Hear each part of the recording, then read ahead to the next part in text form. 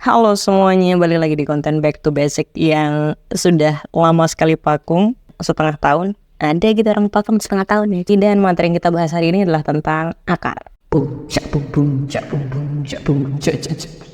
Nah, akar ini erat banget kaitannya sama eksponen atau bilangan berpangkat. Jadi misalkan nih, gue punya 5 pangkat 2 deh. 5 pangkat 2 itu kan sama dengan 25. That means akar 25 sama dengan 5. Sebenarnya di sini ada akar pangkat 2 dari 25 sama dengan 5. Tapi karena dia akar pangkat 2, jadi nggak perlu ditulis. Gitu ya. 2 pangkat 3. Ujung-ujungnya pakai 2 juga loh. 2 pangkat 3 itu kan sama dengan 8 ya. Nah, berarti kalau misalkan ada akar pangkat 3 dari 8, itu sama dengan 2. Ya. Itu kan artinya berapa dikali berapa atau berapa di pangkat 3 supaya hasilnya 8 ya. Ini dia hasilnya gitu.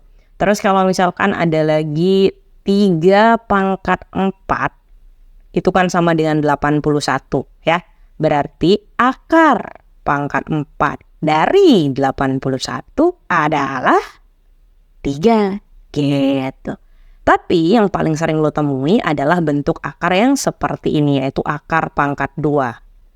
Nah, kalau patokannya masih akar 1 sampai 10 yang nilainya udah pasti, kayak misalnya akar 25 itu sama dengan 5, kan gampang banget nyarinya ya. Sekarang pertanyaannya gimana kalau ada akar yang tidak sempurna, kayak manusia? Manusia tuh gak ada yang sempurna. Apa sih so asik lo? Oke lanjut, misalnya gue punya akar 20.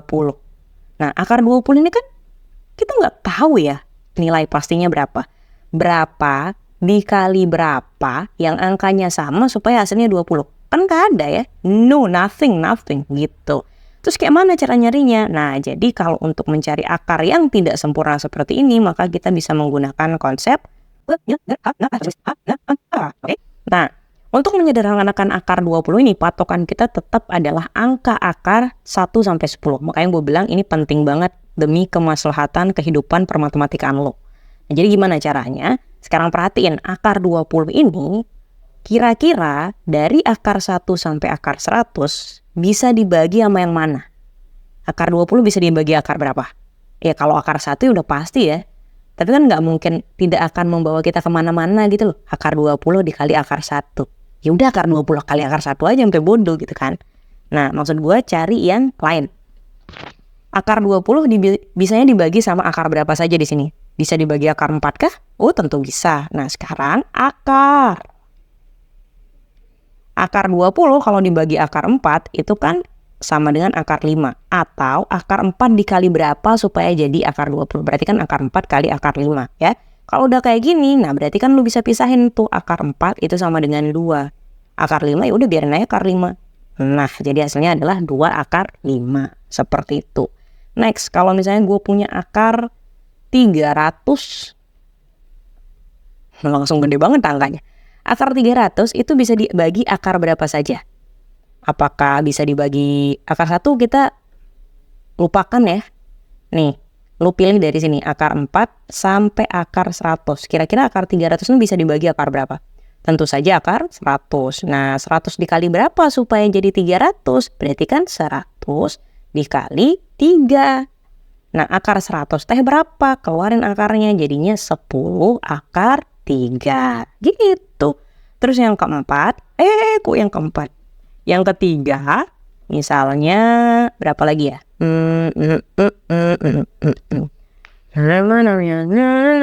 Aduh, gue lagi mikir. Berapa ya? 72 misalkan, akar 72. Akar 72 itu bisa dibagi sama yang mana? Bisa dibagi 4 kah? Dibagi 9 kah? Dibagi 16 kah? Dibagi tentu saja bisa karena gue yang bikin soal. Jadi bisa dibagi 36 biar cepet ya. Nah 36 dikali berapa supaya jadi 72? 36 dikali 2. Nah akar 36 teh 6. Berarti ini jadi 6 akar 2. Jadi intinya kalau misalkan lo sudah hafal dasar dari akar kuadrat ini, akan lebih gampang untuk menyederhanakan akar. Seperti itu. Nanti konsep penyederhanaan akar ini sangat berguna banget ketika lo belajar tentang operasi penjumlahan dan pengurangan akar, which is akan gue bahas di next video. Next, kita lanjut ke konversi akar ke bentuk pangkat. Nah, biasanya lo tuh diminta untuk mengubah bentuknya aja. Contoh, misalnya gue punya akar pangkat 3 dari 5 pangkat 7. Cara gampangnya tulis aja dulu angka yang di dalam angka. Berarti langsung tulis 5 pangkat 7. Nah, udah. Per, lihat angka yang ada di akarnya. Berarti karena ini akar pangkat 3, jadi ini 5 pangkat 7 per 3. Easy peasy lemon squeezy, alright? Gimana kalau misalkan dia 5 pangkat atau 7 pangkat 3?